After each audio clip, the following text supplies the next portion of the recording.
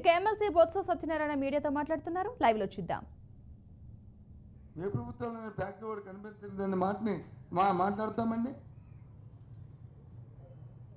కనిపించకపోయింది పిల్లక పట్టుకుని ఎక్కడున్నా ప్రపంచంలో ఎక్కడున్నా తీసుకొస్తాం. ఇది ప్రభుత్వాలు, ప్రజాస్వామ్యం. ప్రభుత్వం అంటే ప్రైవేట్ వ్యవస్థ కాదు. తీసుకొచ్చి కూర్చోబెట్టి ప్రభుత్వంతో చట్ట ప్రకారం ఏముందో అవన్నీ కార్యక్రమాలు చేయిస్తాం. అందుకో ఆ అంబికుడు ఉంది కాబట్టి, ఆ భాషలో వచ్చి ద్వందార్థాలు ఉన్నాయి కాబట్టి జగన్మోహన్ రెడ్డి గారు ఆ మాట అనవలసి వచ్చింది. ఆలస్యమైతే మేము చేస్తాం, అవసరమైతే వచ్చి కూర్చుంటాం. ఎస్, ప్రతిపక్షంగా మా బాధ్యత, ప్రజల తరఫున పోరాటం మా తాలుగా ఆ బాధ్యత. ఆ క్షతగాత్ర పట్ల మా తాలూకా బాధ్యత.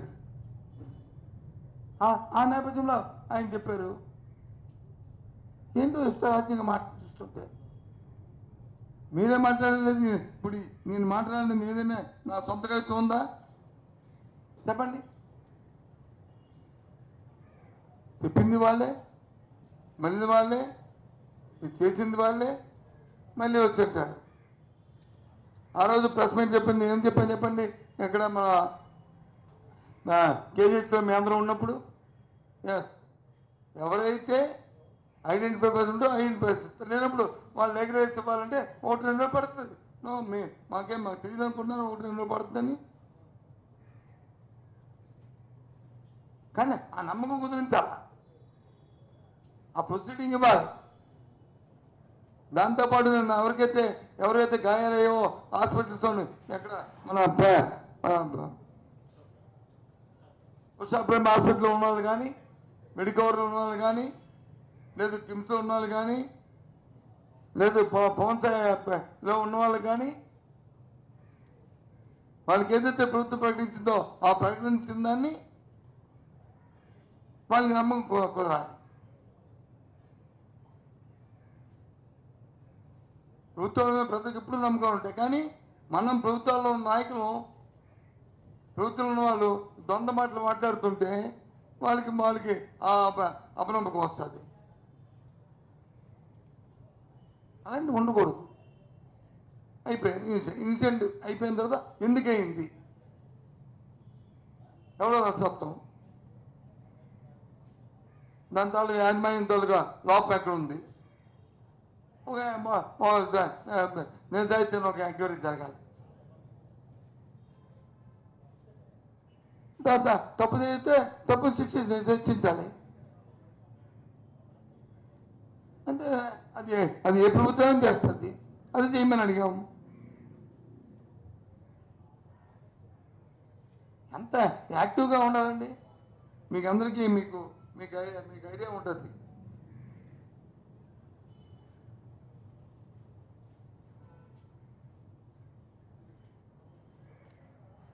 మీకు అందరికీ ఒక విషయాన్ని మీకు మనం చేస్తాం, జ్ఞాపకం చేస్తాం మీ ద్వారా జిల్లాలో ఉన్న ప్రధానికి.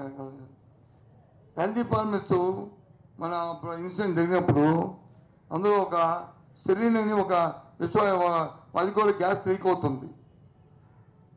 గ్యాస్ లీక్ అవుతుంటే మేము అందరం అక్కడ ఉన్నాం. ఎక్స్పర్ట్స్ అందరితో ఎక్కడెక్కడ ఉన్న అందరితో కూడా మాట్లాడించారు.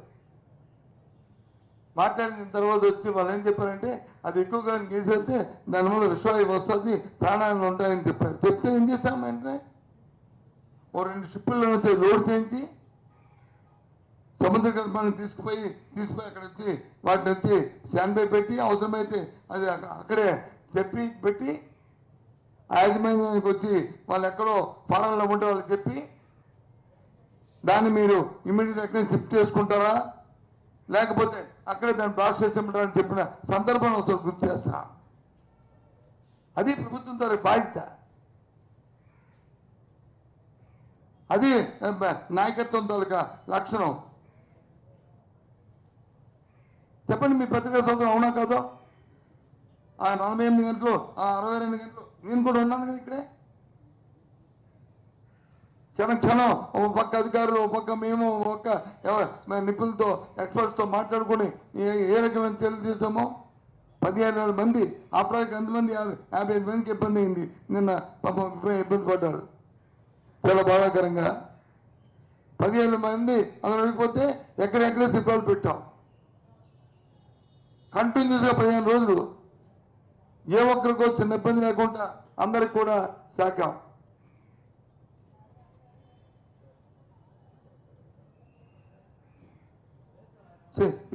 ఇంత ఈ 17 మందిని వచ్చి తీసుకెళ్ళడానికి మీద అంబులెన్స్లు లేవు.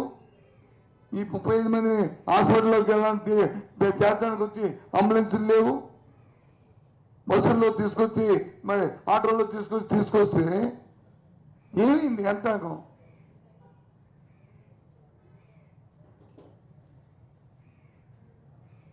మీకున్న బాధ్యత ఏమైంది? నీలాంటి రకానికి నాయకులు చెప్పే నాయకులకి అనుభవం లేని నాయకులు అవ్వాలి. నాయకులకి వచ్చి అనుభవం ఉన్న నాయకులు మీ అందరూ కూడా మాటల్లో మళ్ళీ పేర్చు. అందుకే ఇప్పుడు మేము పెట్టిన కారణం అంటే ఏదో దాన్ని వాళ్ళు మాట్లాడిన విమర్శించడానికి మేము పెట్టలే. వాస్తవ విషయాలు ఎందుకంటే ఎక్కువగా ఎందుకు ఆపండి. చూస్తే బయట చూసే వాళ్ళు వచ్చి అసహించుకుంటున్నారు. ఇక్కడ ప్రాణాలు పోయి ఇబ్బంది పడి ఉంటే ఈ రకమైన మాటలు అని చెప్పని ఇంకా ఒక్క నిమిషం ఇంకా కంప్లీట్ అవ్వలేదు. అది నాది ఒక్క నిమిషం కంప్లీట్ అయిన తర్వాత మీరు మాట్లాడతారు. అందుకు నేను అడుగుతుంది ఇది ఈ సెకండ్ ఇంకా 3వ సెకండ్ ఇంకా 3వ విషయం అన్నమాట. ఓ 4 రోజుల కింద హెచ్చర్లో నియోజకవర్గంలో మా పార్టీ కార్యకర్త కోనా ప్రసాద్ అనే వ్యక్తిని రాత్రి మా ఇంటికి వస్తున్నప్పుడు